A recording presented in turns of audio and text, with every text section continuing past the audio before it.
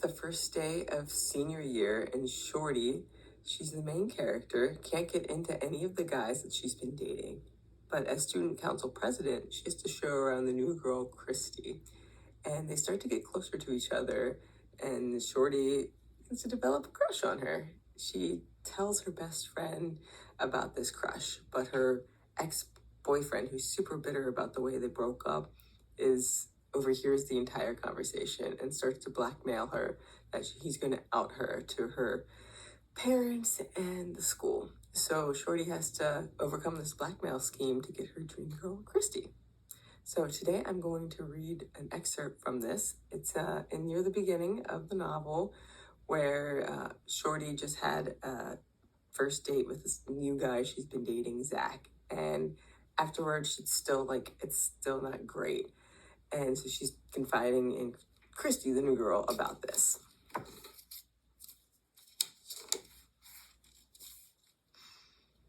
Christy was already in her seat, her eyes following me as I sat down.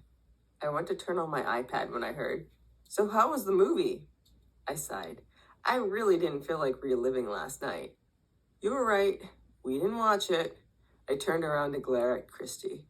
She sported a four-screen low-cut t-shirt with a leather jacket over top. Hey everyone, so I've been up since 5. We are on our first live panel for Camp YA 2023.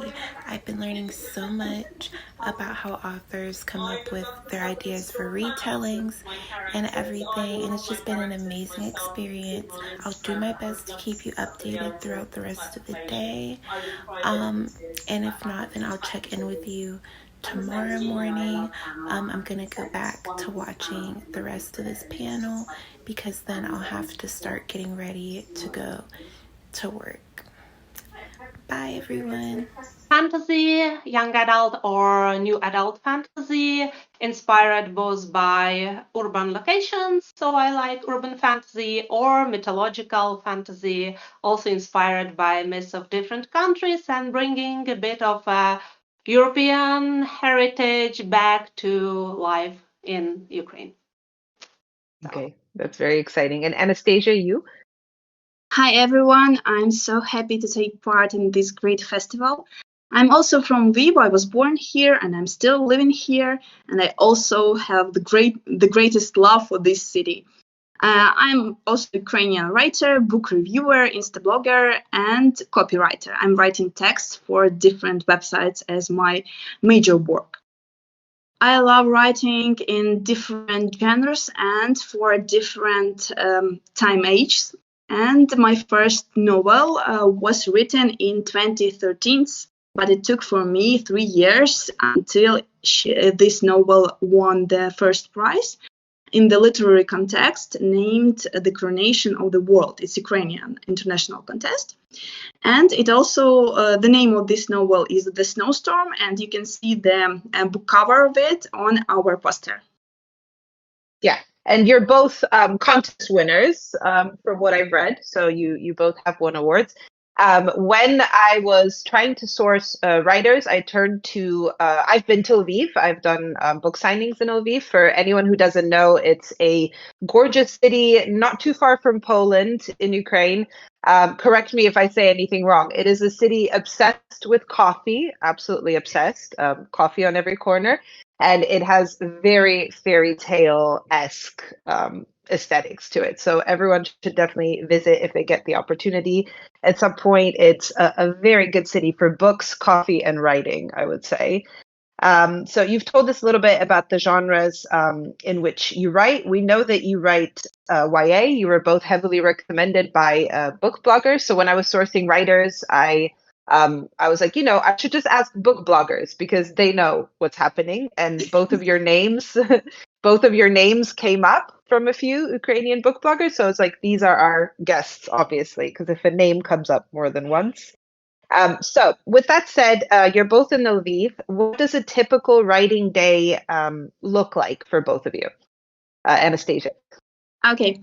When you are living in the country that is now under attack of your neighbor Russia, then you can't have any plans for your tomorrow. like it was the day before yesterday. You can get up from the air alarm and realize that rockets and bombs are just flying to your city, to different cities of Ukraine. So you can't plan anything. And I'm so happy that today we have not only nice weather, but no air alarm, and we have internet connection. We have electricity to connect with you and have this nice conversation. My basic day is connected with my work. With my first work, it's copywriting, so I have to do my task. Okay. Normally tea, Okay. green tea. Well, well, I was about to say I'm you'll not be happy when you come to. Lviv writer. I know. I was about to say you'll be happy when you come to England, but then you said green tea, which cancels that right away. But in England, it's every 5 minutes, like in England, like all the sad things you guys have said to me today. In England, someone would be like, "Oh, cup of tea, maybe cup of tea," like it's the solution for absolutely everything. Dubbed films or originals with subtitles. So when you get in a film, do you prefer it dubbed, by a voice actor, or do you prefer to just keep it original and have the Ukrainian subtitles? Dubbed. Original? Mm-hmm. I have a hard time with dubbed, so I watch a lot of foreign stuff on Netflix, and I have a hard time if the mouth is moving slightly differently than the sound. But I think we all remember growing up with like when the dubbing, they would keep the original sound as well. I felt a very strong link between myself and the protagonist. We were both from Yorkshire from a start. We both liked to or went for walks on the moors, so perhaps I was more interested in it than Jane herself was.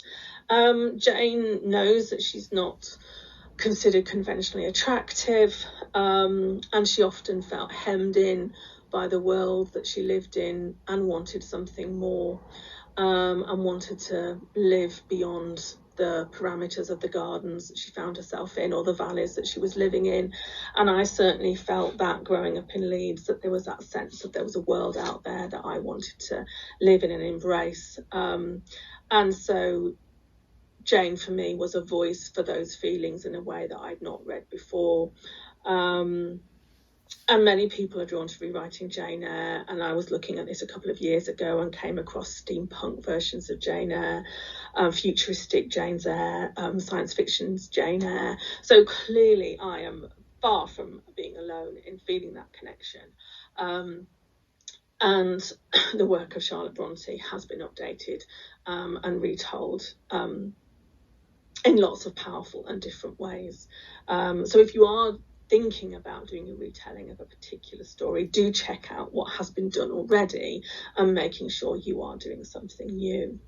Are fictional. The plot itself and the social justice elements are very much embedded in reality, and that's how the author gets across her social commentary in a modern YA book. Blood Like Magic by Lizelle Sambury is a novel set in a near-future 2040 Toronto and features a new system of genetic-based matchmaking. The main character and her family rely on blood magic. Despite these fictional elements, there are crucial scenes and aspects to the character's life that draw from the author's Trinidadian background, and the Toronto setting helps it keep the book grounded in reality. And our final example is A Magic Steeped in Poison by Judy I. Lin. This is a new fantasy novel where the author is drawing on her Taiwanese heritage to construct the whole world of her book. But I thought that I would give you the full demonstration of what it looks like to be a 1930s barnstorming pilot in the white scarf, which flutters in the wind, and basically which pilots used back in the day because they were flying in open cockpit planes to clean off their goggles, which would get spattered with bugs and water and oil that might be spilling from the aircraft. Once I've gotten rid of all these things, including my 1930s style flying jacket, I'll talk to you a little bit about some of the books that I've written. And in particular, the one that I've written most recently, which is Stateless, the one you see here. And obviously, the heroine on the cover is dressed kind of like I was a minute ago. Stella North, the heroine of Stateless, is a pilot. She is flying in an air race across Europe in the 1930s. And the book is a mystery because early on in the race, Stella actually witnesses someone being murdered, and she has to figure out who's done it and if they're going to kill again. And the rebels that are kind of conspiring against it. Mm-hmm. I feel like you really kind of get that sense of the history, though. Like, you really get the vibe, and it really feels like a scary place. I'm a wimp, so beautiful new authors. So I'll just start by introducing each person as they come on my screen. So Mackenzie, why don't you introduce yourself and your book? Hello, I'm Mackenzie Reed. I'm the author of the upcoming young adult thriller, The Rosewood Hunt, which comes out with Harper Teen on Halloween this year. Hi everyone, I came to talk to you about my Camp YA experience, so let's talk about it. So if you don't know what Camp YA is, it's a book festival that happens in the UK, and you could attend it in person or you could attend it virtually. I attended it virtually, and it was July 29th through the 30th. You sit through different panels of authors. There's indie authors and a lot of mainstream authors as well. My two favorite panels, I loved all the panels. It was such a great experience to meet all the authors and get to hear their experiences when it comes to their writing, how they come up with their stories. But my two favorites were the panel with E. Lockhart. She's the author of We Are Liars and Family of Liars, and also the last panel that we did on the second day of the festival with the author of Legends and Lattes. So if you attended Camp YA, Josie Jaffrey, she's an indie author. She had a table at the physical festival, but if you weren't there, you were still able to purchase souvenirs and different things she was offering. So I did order souvenirs. They came in today. I'm gonna make a separate video though on what I got in my package.